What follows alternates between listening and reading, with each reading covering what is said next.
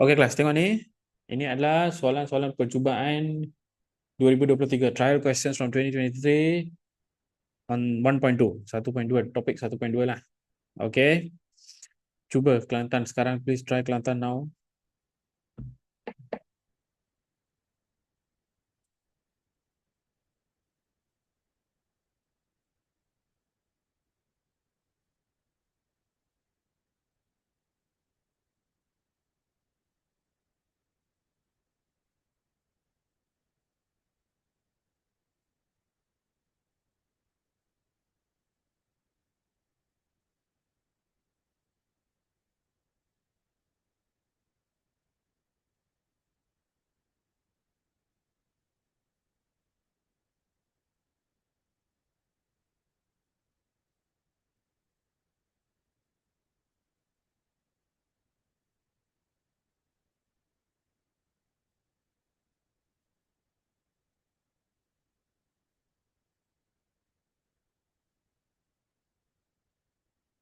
Don't expect easy question in exam. Ha? Jangan expect soalan akan awak akan dapat soalan senang dalam peperiksaan. It's not the case anymore.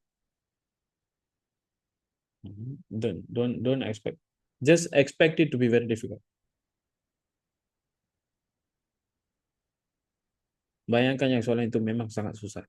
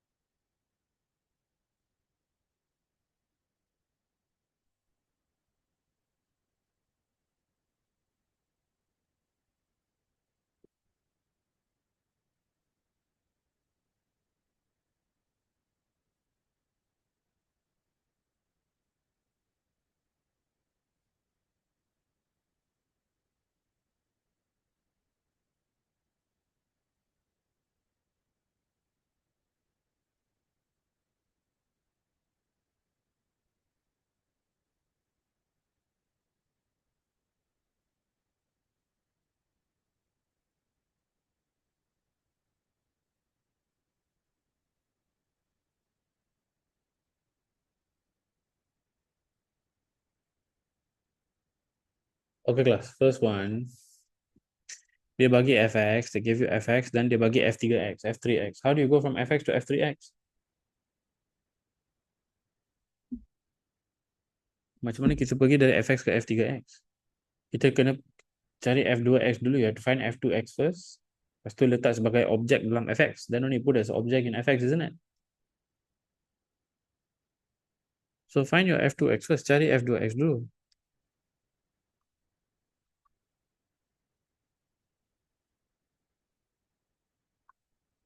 Fx ialah px plus 9 tambah plus q. Tambah q. Then f2x will be f of x. F bagi x. Right? Which is px, you substitute with fx, ganti dengan fx. Px tambah q, px plus q tambah q. Right? So this will be p kuasa 2x, p2x, p square x plus pq tambah q. This is f2x. After that, you should know what to do already lah. Okay, class, please try this. Sila cuba yang ni. Please try this. As I said lah, jangan anggap yang soalan akan awak akan dapat soalan senang. Don't expect easy questions in AdMaths. Don't expect easy questions. Just keep trying. Tugas awak ialah cuba dan cuba dan cuba. That's all. Buat yang terbaik. Do your best. Don't worry about the rest. Memang susah. Subjek ini memang susah. This topic, this subject is hard. There's no two ways about it. But never mind. Keep trying. Jangan putus asa. Just keep trying. You will be fine. Perpeksa nanti okay punya. Okay? Just keep trying. Okay, come. Let's continue first. Mari kita teruskan dulu. You try, cuba,